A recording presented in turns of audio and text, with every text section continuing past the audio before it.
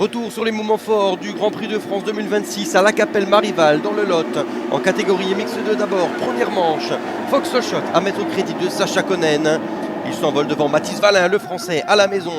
Deuxième, Guillaume Farès est troisième, Liam Weimers quatrième. Simon Lagenfelder est dans le top 5 dans les premiers virages, juste devant la deuxième triomphe de Camden McClellan qui porte quant à lui le numéro 8.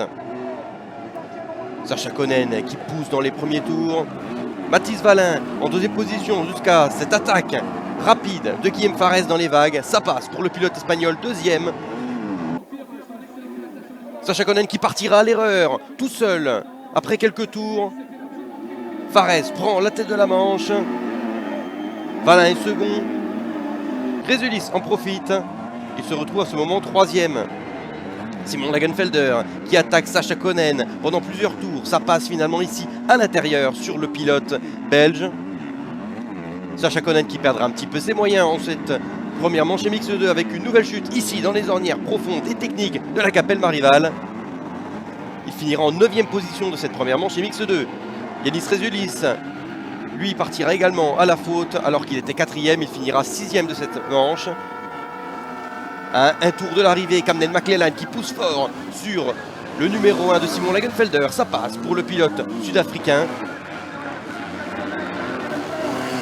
Devant solide, Guillaume Farès remporte la première manche MX2. Mathis Valin signe une magnifique seconde place. McClellan est 3e, Lagenfelder 4e et Liam Evers complète le top 5.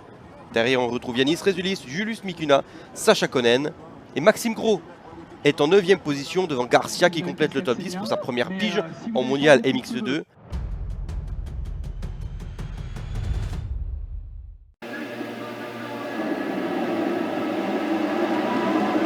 En seconde manche MX2, c'est cette fois-ci Yanis Résulis, numéro 772 sur la Yamaha Monster d'usine, qui signe le Fox Shot, juste devant Maxime Valin, une nouvelle fois deuxième.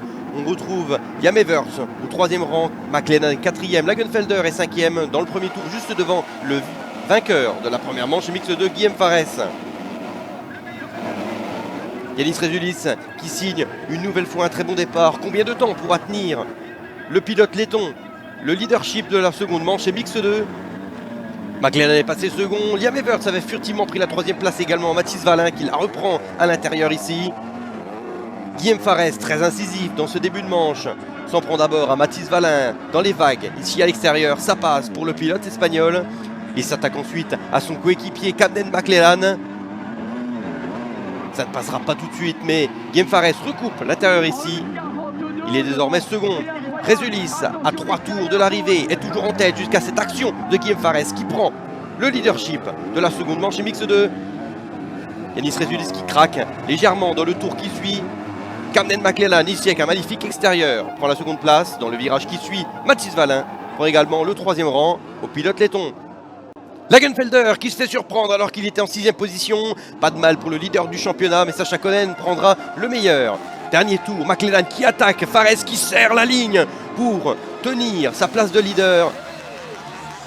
Farès signe le doublé ici en MX2 à la Capelle Marival. Première victoire de Grand Prix de carrière pour le pilote espagnol. Magnifique journée pour Triomphe qui fait le doublé, premier et deuxième du Grand Prix. Farès, McClellan, Mathis Valin monte sur la boîte pour son Grand Prix national. Au championnat, Lagenfelder conserve la tête devant Sacha Konen. Guillaume Farès est au 3e rang.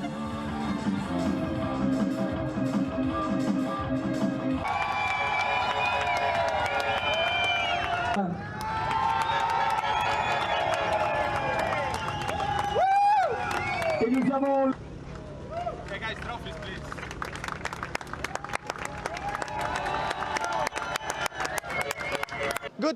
Ouais, je me suis bien senti dès hier samedi.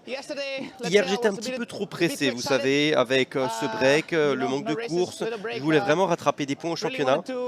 Mais pendant ce break, j'avais entendu quelques podcasts dire que moi et mon teammate Camden, on n'était pas dans la course au championnat.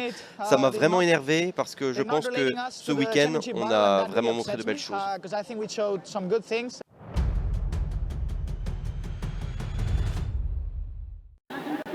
Catégorie MXGP, la Gris Sabet sur la première manche.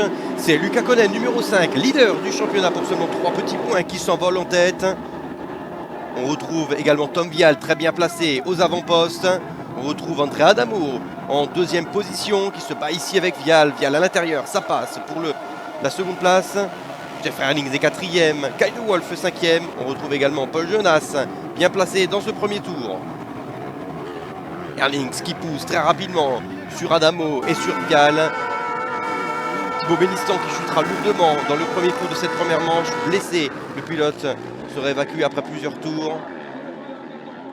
Romain Fèvre chutera, il était alors en 9e position seulement, il repartira en 11e et sera patient pour remonter en 7e place de cette première manche et Mix GP. Pendant ce temps, Erlings passe à l'attaque ici sur Adamo. Geyser est quant à lui également juste derrière à l'attaque sur le champion du monde MX de 2023. Ça passe ici pour la 3e position. Erlings tente de revenir sur Konen aux avant-postes. Pendant ce temps, Kyle de Wolf avec une magnifique ornière ici à l'intérieur. Passe également Adamo pour la 4e position. Konen n'aura pas été inquiété par Erlings.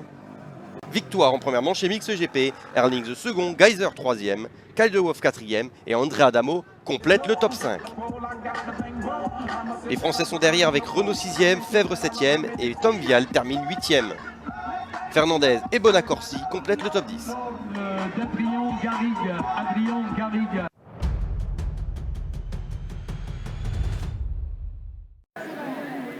La seconde manche chez Mix GP commence avec un premier départ explosif. Tom Vial qui part tout droit dans le talus revient en faisant un effet domino sur les autres pilotes. Geyser est également compris dans la chute. Un drapeau rouge sera agité à la suite de cet événement. Les motos endommagées de Vial et de Geyser ne pourront pas repartir après une confusion lors du second départ. Les autres pilotes retournent en grille et c'est reparti avec cette fois-ci Kyle de Wolf qui prend la meilleure envolée. On retrouve Erlings très bien placé également. Lucas Konen toujours dans le bon wagon. Maxime Renault et Romain Fèvre sont très bien. Jonas et Pansar subiront quant à eux un crash une nouvelle fois au départ. Les deux pilotes repartiront en course. Erlings à l'attaque. Dès le début prend la tête de la manche rapidement au 3e virage. Romain Fèvre qui attaque son compatriote Maxime Renault ici à l'intérieur. Propre le dépassement de Romain pour le 4e rang. Il continue d'attaquer cette fois-ci sur Kyle de Wolf. Kyle de Wolf qui résiste jusqu'à cet instant. Fèvre pousse le pilote néerlandais. Kyle de Wolf qui réplique quelques instants plus tard. Ça passe. Romain Fèvre qui ne se laisse pas faire. Recroise des lignes de nouveau. Ça passe ici à l'intérieur. Cette fois-ci c'est fait. Romain Fèvre 3e. Renault suit l'exemple du numéro 1, ici à l'intérieur, magnifique trace, magnifique passage de Maxime Renault pour la 3e position. Pendant ce temps, Lucas Konen qui a mis la pression toute la manche sur Jeff Erlings, un combat de titan mais Erlings, costaud, conserve sa première place, victoire de seconde manche et du Grand Prix de France pour le pilote néerlandais, 115e victoire de Grand Prix. Fèvre est 3e de la manche, Renault 4e, De Wolf 5e. Au classement du Grand Prix, c'est Erlings devant Konen. Fèvre monte sur la boîte également pour son Grand Prix national. De Wolf est 4e. Maxime Renault complète le top 5. Seulement 2 petits points séparent désormais Konen de Erlings en tête du championnat avant la 7e épreuve à Tötschenthal en Allemagne.